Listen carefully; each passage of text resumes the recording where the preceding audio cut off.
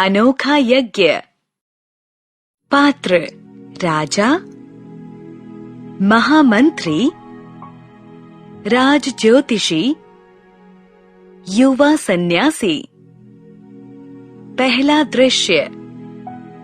एक बीमार राजा चिंता में डूबे अपने सिंहासन पर बैठे हैं। दरबार में बैठे लोग आपस में बातचीत कर रहे हैं। दरबार का वातावरण गंभीर है। तभी राजा महामंत्री की ओर देखकर बोलने लगते हैं।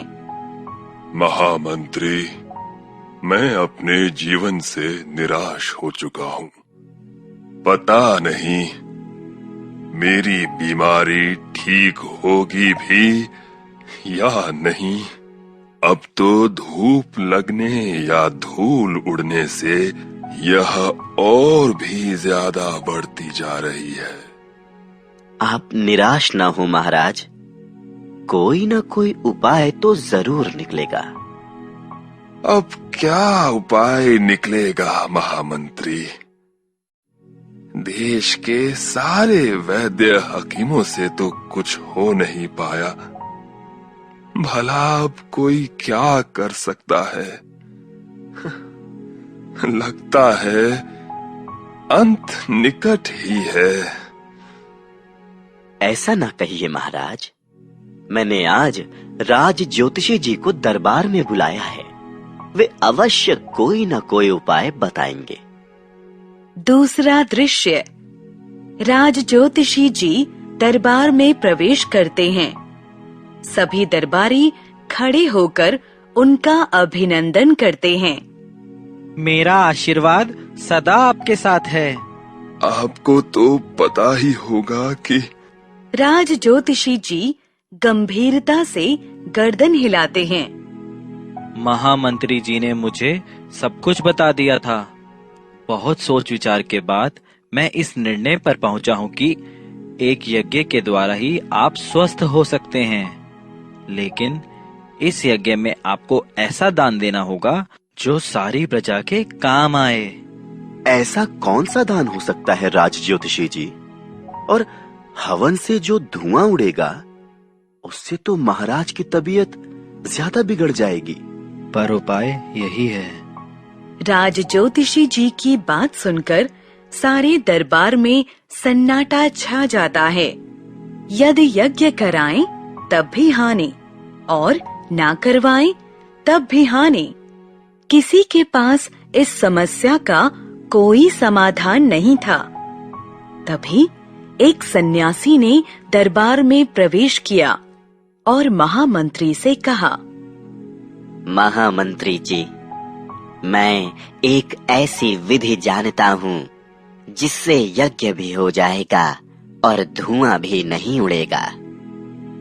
सारा दरबार उत्सुकता से उस सन्यासी की ओर देखता है। राजा के चेहरे पर भी चमक आ जाती है। ऐसी कौन सी विधि है, हमें भी बताएं। समय आने पर आप स्वयं देख लेंगे महामंत्री जी। किंतु सबसे पहले आप एक चौरस मैदान में 101 गड्ढे खुदवा दें। साथ ही 101 अलग अलग प्रकार के पौधों का भी प्रबंध कर दें। मैं कल प्रातः यज्ञ आरंभ करूंगा। सारे देश में इस अनोखे यज्ञ का समाचार फैल गया। दूर दूर से लोग इस यज्ञ को देखने के लिए आने लगे। तीसरा दृश्य। एक बड़ा सा चौरस मैदान जिसमें 101 गड्ढे खुदे हुए हैं और अलग अलग प्रकार के पौधे एक स्थान पर रखे हैं। लोगों की भीड़ आंखें फाड़ फाड़ कर यज्ञ के आरंभ होने की प्रतीक्षा में लगी है। महाराज, अब आप एक एक पौधा अलग अलग गड्ढे में लगाते जाएं। महात्मन, इन पौधों से तो बहुत अच्छी खुशबू आ रही है। राजा ने 101 गड्ढों में पौधे लगा दिए। उनके शरीर पर पसीने की बूंदें उभर आईं। वे थके थके से लग रहे थे। लेकिन फिर भी धूप और धूल उन्हें परेशान नहीं कर रही थी। तभी सन्यासी जी बोले, यदि आप प्रतिदिन इनकी देखभाल करेंगे तो इनके फूलों की खुशबू से आप प्रसन्न चित्त भी हो जाएंगे। हाँ महात्मन, मैं स्वयं इनकी देखभाल करूंगा। इन्हें बिल्कुल अपने बालक के समान पालूंगा महात्मन। हाँ महाराज, आपको ऐसा ही करना चाहिए, क्योंकि श्रम के अभाव में मनुष्य अस्वस्थ हो जाता है। धन संपत्ति से सब कुछ खरीदा जा सकता है, किंतु स्वास्थ्य नहीं। हम सभी को प्रतिदिन कुछ ना कुछ श्रम अवश्य करना चाहिए।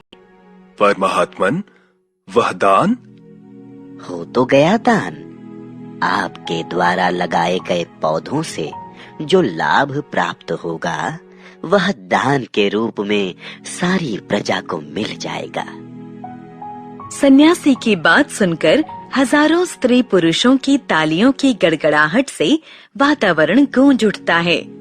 सभी सन्यासी की प्रशंसा करते करते अपने अपने घर की राह लेते हैं।